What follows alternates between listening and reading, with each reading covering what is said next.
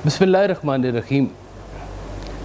जिस ज़ात पे नज़ूल कलाम मजीद हो, जिस ज़ात पे नज़ूल कलाम मजीद हो, वो ज़ात कम नहीं है मुक़द्दस किताब से।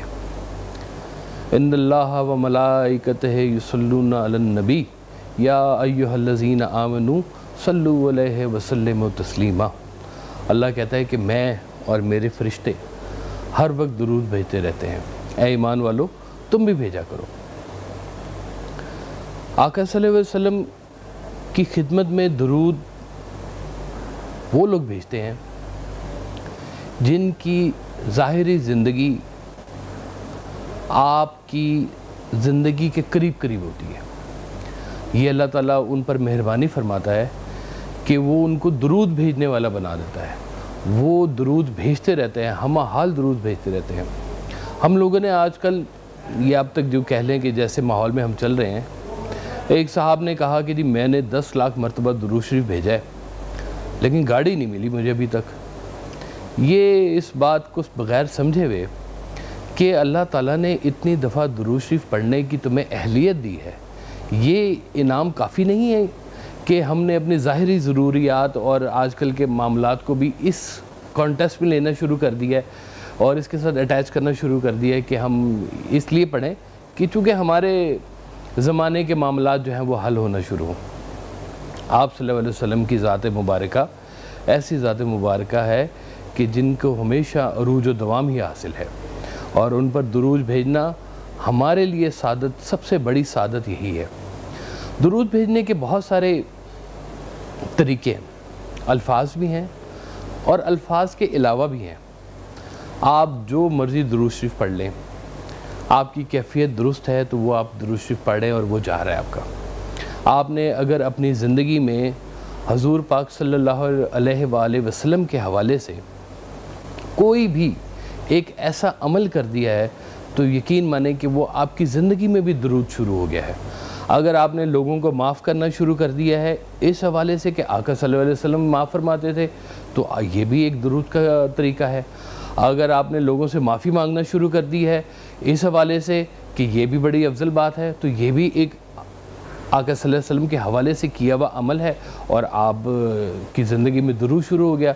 अगर आप ज़िंदगी में ये एक अमल ले आएँ कि झूठ नहीं बोलना इसलिए कि आका ने कहा है, तो वो आपकी ज़िंदगी में ये दुरूद शुरू हो गया।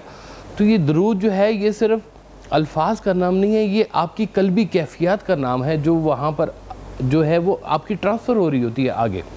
आपने आज ज़िंदगी में कोई अमल किया है, अगर सिर्फ़ इतना ही सोच लें कि जी हजूर पाक सल्लल्लाहु अलैहि वसल्लम दाईं तरफ ऐसे हाथ रख के सोया करते थे, और अगर आप भी इस हवाले से सोना शुरू करते हैं तो आपकी नींद भी दुरूद में शामिल हो गई है। ये तमाम ऐसी बातें हैं कि जो लोग अपनी ज़िंदगी में शामिल करते हैं, औलिया अल्लाह शामिल करते हैं, वो लोगों को खाना खिलाते इसी हवाले से हैं कि आका सल्लल्लाहु अलैहि वसल्लम खुश होंगे। जहाँ जहाँ आप खुश होंगे इस हवाले से कि आपका ताल्लुक़ हजूर पाक सल्लल्लाहु अलैहि वसल्लम से बनता जा रहा है, वही मामला दुरूद में शामिल होते जा रहे हैं।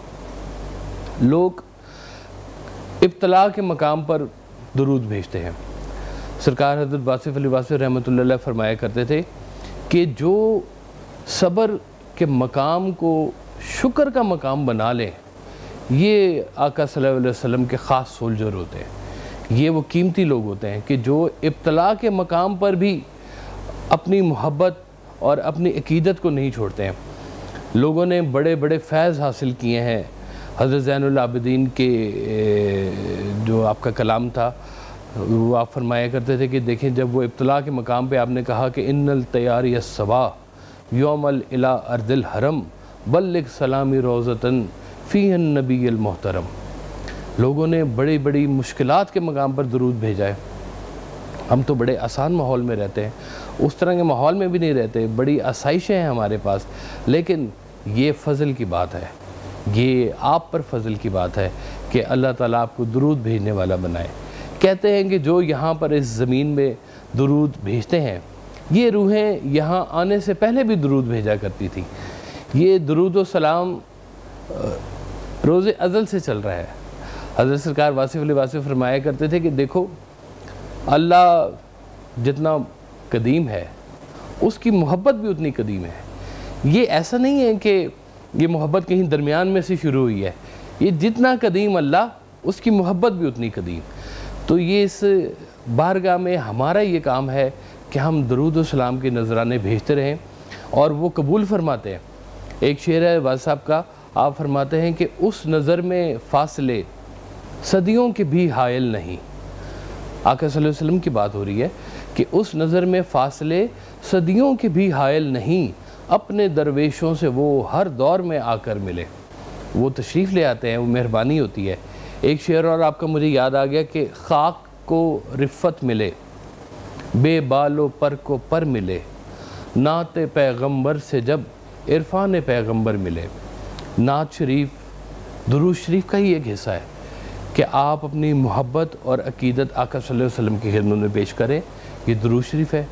جتنی ہمارے ہاں محافل نعت ہو رہی ہیں وہ اس بات سے بالکل اپنے آپ کو جو ہے نا وہ ہوشیار رکھے کہ یہ بہت قیمتی بات ہے. اس کو صرف پیسوں کی نظر میں نہ دیکھا جائے. جس کے لیے نعت لکھی گئی ہے سننے والے وہ خود ہیں. ایک پنجابی کا شعر ہے واز صاحب کا, فرماتے ہیں کہ جتھے نعت نبی دی ہووے اتھے اس دا جلوہ, چھوٹی وڈی نعت نہ ہوندی پیش کرو جو سردا. بس یہ زندگی میں کام کریں کہ جو ہو سکتا ہے پیش کرتے جائیں, اپنے حبیب کے صدقے پیش کرتے جائیں, ان کے حوالے کرتے جائیں, اپنی نسبتوں کو, اپنے معاملات کو اس محبت سے منسلک کرتے جائیں. یہ جیسے جیسے آپ منسلک ہوتے جائیں گے آپ کی زندگی درود میں ڈھلتی جائے گی. درود خاموشی سے بیٹھ کر بھیجنا چاہیے, درود تنہائی میں بیٹھ کر بھیجنا چاہیے, درود ایسی کیفیت میں بیٹھ کے بھیجنا چاہیے کہ اگر جواب آ گیا تو آپ اس حالت میں ہوں کہ آپ اس محفل میں شامل ہو سکیں. یہ بڑی ضروری بات ہے کہ جواب کبھی کبھی آ بھی جایا کرتا ہے. تو اپنے آپ کو اس تیاری میں رکھا کریں. درود رات کی تنہائی میں آپ کی یاد میں چند اشک بہانے, یہ بھی درود کا ایک حصہ ہے. آپ کی یاد میں بیٹھ جانا درود ہے, آپ کی یاد میں خاموشی درود ہے, آپ کی یاد میں ہر عمل جو بھی کیا گیا ہو وہ درود کے زمرے میں بات آتی ہے.